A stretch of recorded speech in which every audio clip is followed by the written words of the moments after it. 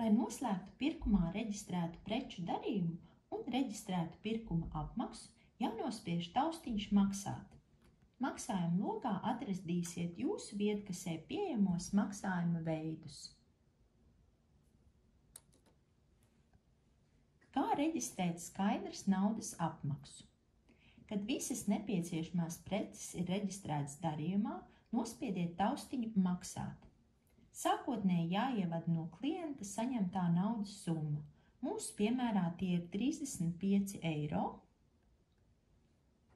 Un tad jānospiež taustiņš skaidra nauda. Viedkase attēlo naudas atlikumu displejā, kā arī tas tiek nodrukāts darījuma čekā.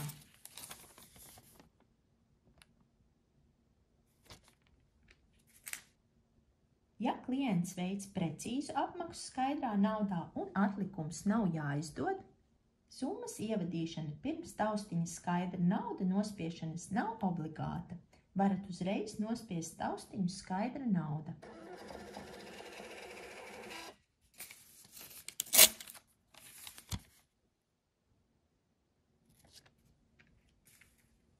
Ja viedkases klaviatūrā ir pieejama attiecīgi skaidras naudas summas taustiņi, kā mūsu piemērā, tad atliek nospiest tikai attiecīgo taustiņu, lai darījumu noslēgtu ar šādu skaidrās naudas summas apmaksu.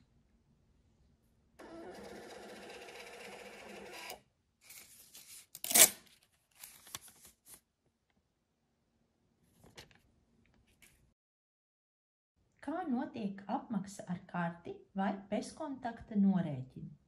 Lai reģistrētu apmaksu ar karti vai bezkontakta norēķinu, kad visas nepieciešamās preces ir reģistrētas darījumā, nospiediet taustiņu maksāt un taustiņu karte.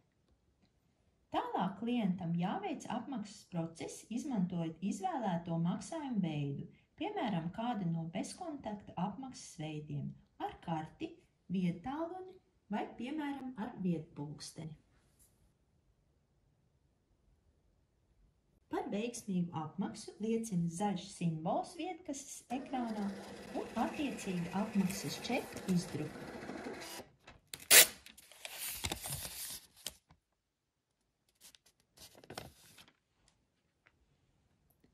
Klients var veikt apmaksu arī ievietojot karti ierīcē. Pirms darījuma noslēgšanas jānospiež taustiņš maksāt un karte, un tālāk klientam jāievieto karte ierīcē, jāievada PIN kods un jāapstiprina koda ievadīšana.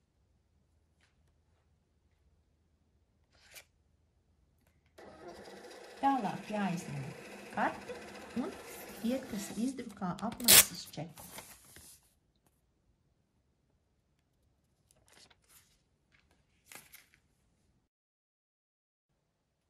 Vai apmaksu iespējams dalīt, izmantojot dažādus maksājumu veidus? Viedkase piedāvā iespēju apmaksu dalīt, norādot visus klienta izvēlētos apmaksas veidus. Mūsu piemērā klients vēlas norēķināties skaidrā naudā un ar dāvanu karti. Tāpēc dosimies uz maksājuma ekrāna, nospiežot maksāt. Ievadīsim 20 eiro dāvanu kartes vērtību un nospiedīsim taustiņu dāvanu karte.